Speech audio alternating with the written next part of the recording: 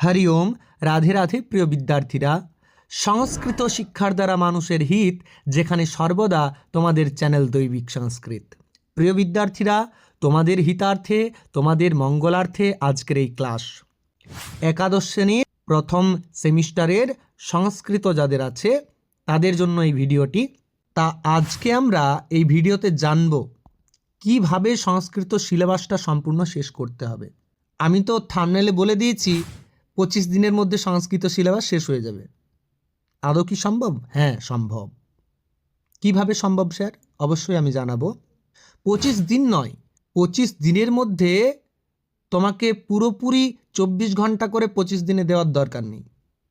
25 দিনের মাত্র 2 ঘন্টা করে দাও।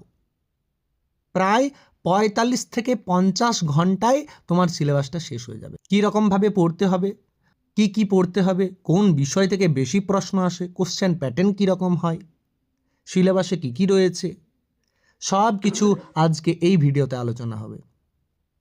আর শেষে এই এক্সামের জন্য তোমাদের রয়েছে টিপস অ্যান্ড ট্রিক্স, যাতে সহজে তোমার এই সব সিলেবাসটা শেষ হয়ে যায়। তারও একটা বিষয় আমি শেষে আলোচনা করব। তোমারও কি মনে হচ্ছে সিলেবাস এখনও অনেকটা বাকি? কোথা থেকে শুরু করব বুঝতেই পারছি না, হাতে তো সময়ও খুব কম। তাহলে আজকের এই ভিডিওটা একদম শেষ পর্যন্ত দেখো, কারণ আমি তোমাকে এমন একটি 25 দিনের কমপ্লিট স্টাডি প্ল্যান দেব, এমন একটা স্টাডি ম্যাপ তৈরি করে দেব, যেখানে প্রতিদিন কি পড়বে, কতটা পড়বে এবং কোন টপিক আগে শেষ করবে, সব কিছু একদম সহজে বুঝিয়ে দেব। আর শুধু পড়লে তো এখন হবে না, যেহেতু এমসিকিউ প্যাটার্নে তোমাদের কোশ্চেনগুলো হচ্ছে, তাহলে সে কারণে তোমাদের কি করতে হবে, একটু রিভিশনও দিতে হবে, গুরুত্বপূর্ণ প্রশ্নপত্রগুলোকেও দেখতে হবে। তারপর এই যে পরীক্ষার আগে কীরকমভাবে গুছিয়ে প্রস্তুতি নেব সেটাও জানতে হবে। তাহলে সব কিছু আজকের এই ভিডিওতে রয়েছে। আর একটা কথা মনে রেখো, এই যে 25 দিন যদি তুমি আমার দেওয়া এই পরিকল্পনা অনুযায়ী নিয়ম করে পড়ো, আমি কথা দিচ্ছি তোমার 95% মার্কস সংস্কৃত বিষয়ে উঠবে, আসবেই। প্রায় 35-36 নাম্বার ইজিলি চলে আসবে। ঠিক সেরকমভাবে কিন্তু পড়তে হবে। তাই ভিডিওটা স্কিপ না করে শেষ পর্যন্ত দেখো, কারণ শেষে তোমাদের জন্য এই যে 25 দিনের প্ল্যানটা রয়েছে না, 25 দিনের মধ্যে রিভিশন কিভাবে করবে সেটাও কিন্তু আমি বলে দেব, যেটা তোমাদের প্রস্তুতিকে একদম অনেক বেশি শক্তিশালী করে তুলবে। তাহলে আর দেরি করছি না, চলো শুরু করি। প্রিয় ছাত্রছাত্রীরা, প্রথমে আমাদের বুঝতে হবে কোশ্চেন প্যাটার্ন। কোশ্চেন প্যাটার্নটা যদি আমাদের মাথায় ঢুকে যায়, তাহলে জানবে তোমরা 50% এক্সাম পাস করে গেছো, 50% এক্সাম দেওয়া হয়ে গেছে। কেন স্যার, কোশ্চেন প্যাটার্ন জেনে গেলেই আমরা 50% এক্সাম দেওয়া হয়ে গেল? হ্যাঁ, হয়ে গেল। কারণ কোনখান থেকে কত নাম্বার আসবে, কতটা পড়তে হবে, এটাই তো জানা জরুরি। তোমাদের ফুল মার্কস কত? 40। তাহলে পার্ট 1 অর্থাৎ সংস্কৃত সাহিত্য সহজ কোথায়, যে তোমাদের টেক্সটগুলো রয়েছে, সেই টেক্সটগুলো থেকে কত নাম্বারের প্রশ্ন আসবে? 15 নাম্বারের প্রশ্ন আসবে। আর দ্বিতীয় পার্ট, সেকেন্ড পার্ট, সেখানে কি করতে হচ্ছে না, সংস্কৃত ব্যাকরণ ও সংস্কৃত সাহিত্যের ইতিহাস, এখান থেকে কত আসছে? 25 নাম্বারের। তাহলে 25 আর 15 দুটোকে যোগ করলে কত হচ্ছে? 40। তা এই 40 নাম্বারের মধ্যে প্রথমে কোনগুলো পড়তে হবে আর কীরকমভাবে পড়তে হবে, কত দিন সময় লাগবে, সেই সকল আজকে আমরা বিস্তারিতভাবে জানব। তাহলে আগে তোমাদের কাজ হবে, একটা খাতা পেন নিয়ে বসো। খাতা পেন নিয়ে বসে সিলেবাসটা আগে লিখতে হবে। কী পড়তে হবে না পড়তে হবে, সিলেবাসটা কিন্তু আগে লিখতে হবে। দেখো, তোমাদের পার্ট 1 সংস্কৃত সাহিত্য, এই যে সংস্কৃত সাহিত্যে গদ্য রয়েছে, গদ্য। তাহলে গদ্যে কি পড়তে হবে না, গদ্যে পড়তে হবে উপমন্যু কথা, একটা ছোট্ট গল্প আছে উপমন্যু কথা, সেটা পড়তে হবে। আচ্ছা, এখান থেকে কত নাম্বারের প্রশ্ন আসবে স্যার? না 5 নাম্বার।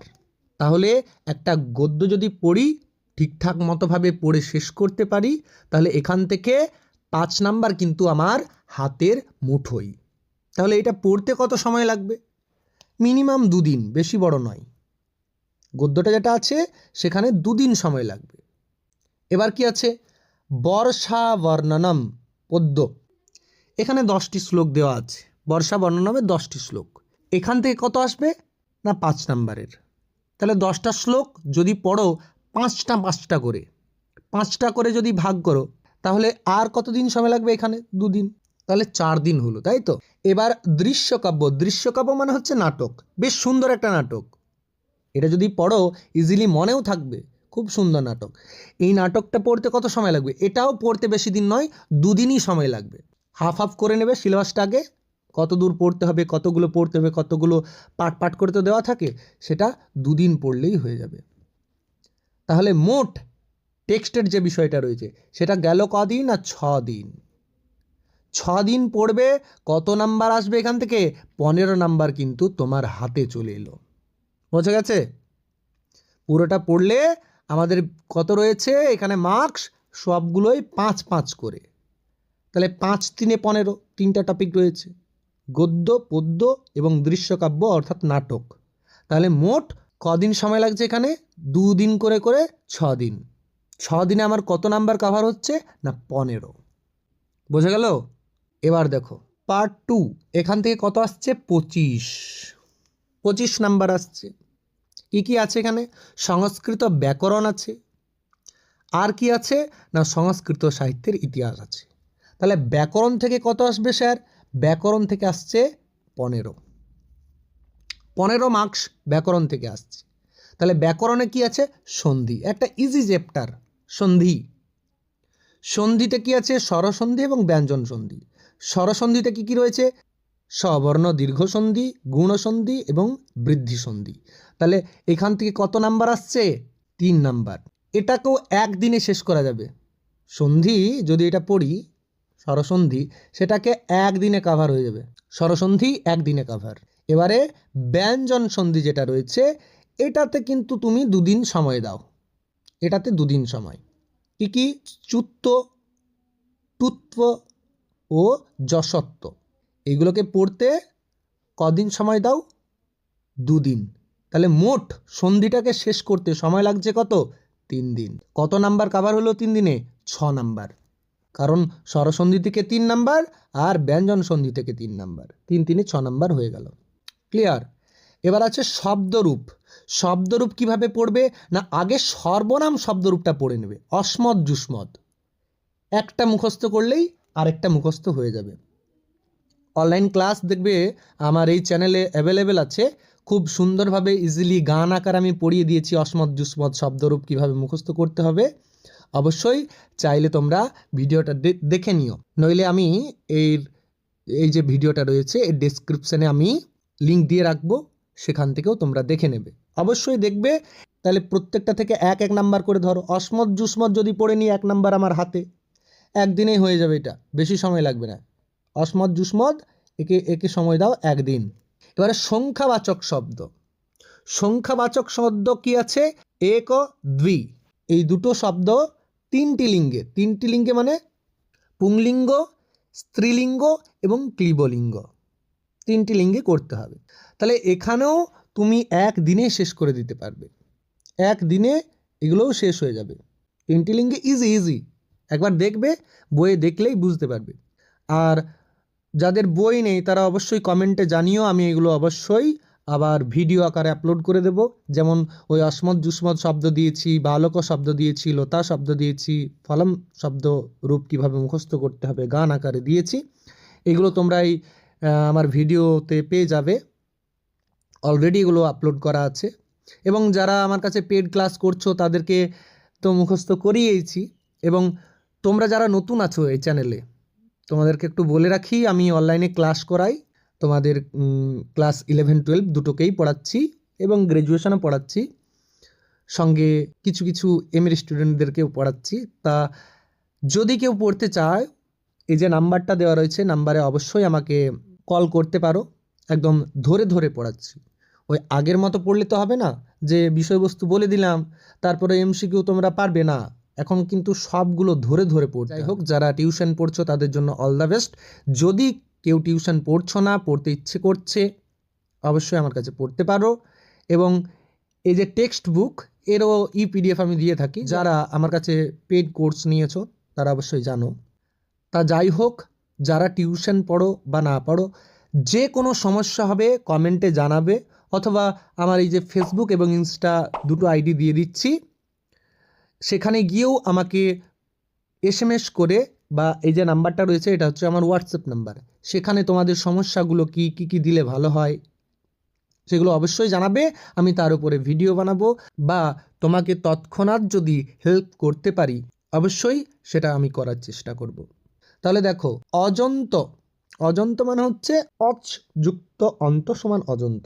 অজ কাকে বলে না, স্বরবর্ণ যেগুলো শেষে রয়েছে, যেমন তাহলে দেখো, বালক লতা ফল, এই শব্দরূপগুলো যেগুলো রয়েছে এইগুলো প্রায় একদিনে কাভার করা যেতে পারে আরামসে। যাদের একটু মুখস্থ করার টেকনিক জানা আছে, জানো বিশাল কোনো কিছু কঠিন নয়।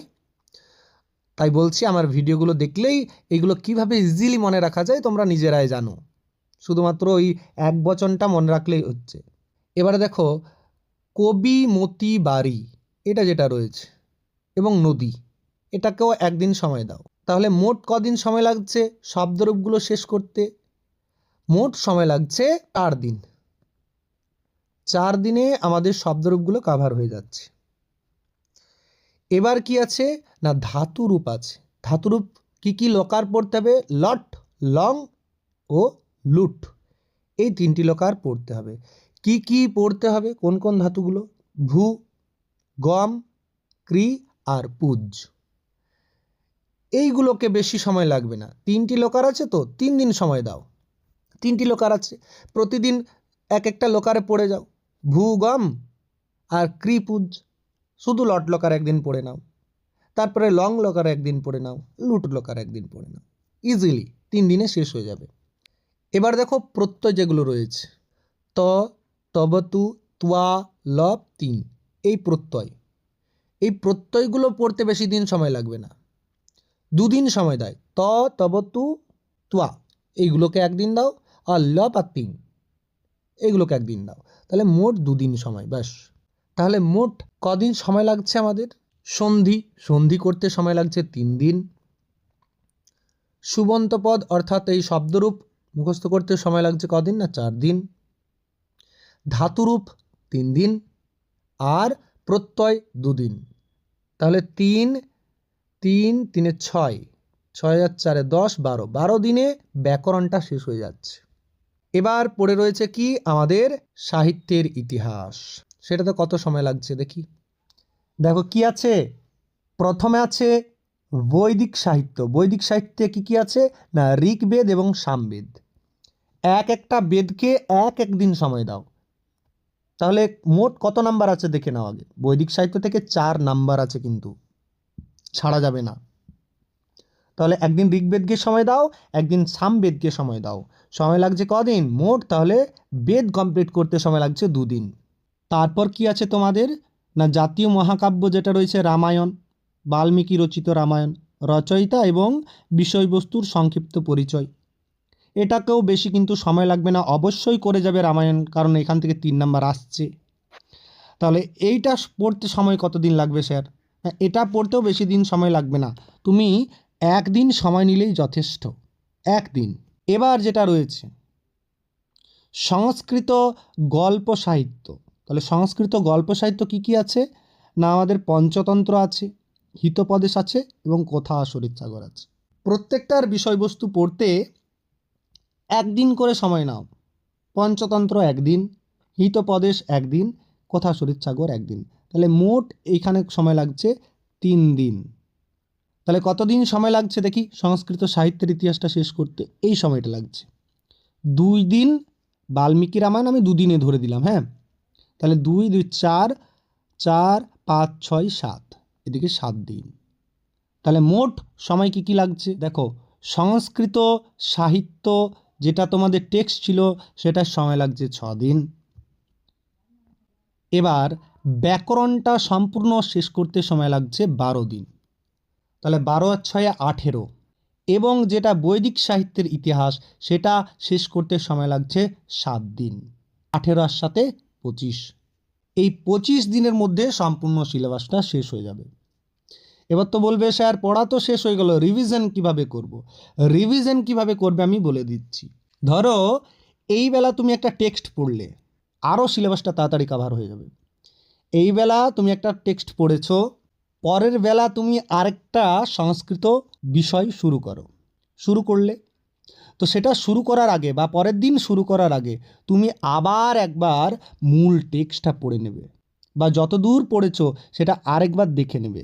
এই রকমভাবে পড়লে তোমার রিভিশনও হবে এবং তার সাথে সাথে এমসিকিউগুলোও দেখে নেবে যে আমি যতদূর পড়েছি সেখান থেকে এমসিকিউ কী কী করতে পারছি, প্র্যাকটিস সেট অবশ্যই করবে, তাহলে ইজিলিভাবে বুঝতে পারবে। আমাদের দৈবিক সংস্কৃতম ইউটিউব চ্যানেলের সাথে যারা যুক্ত বা আমাদের কোচিংয়ের সঙ্গে যারা যুক্ত, তারা তো মাঝে মধ্যেই এই প্র্যাকটিস সেট পায়, মক টেস্ট থাকে, তো তারা দিয়ে দিয়ে অভ্যস্ত হয়ে গেছে এখন। ঠিক এইরকমভাবে পড়লে তোমাদের পড়াটা ইজি হবে এবং কোনো কিছু ভুলবে না। তাই আমি বলবো অল দ্য বেস্ট। বেশি সময় নেই, সময় খুব সীমিত, তাই তোমরা এই সময়টাকে কাজে লাগাও। এবং যদি কোনো কিছু টেক্সটুয়াল ভিডিও চাই বা কোনো ব্যাকরণ বুঝতে পারছো না, অবশ্যই কমেন্টে জানিও, তোমাদের জন্য আমি রয়েছি।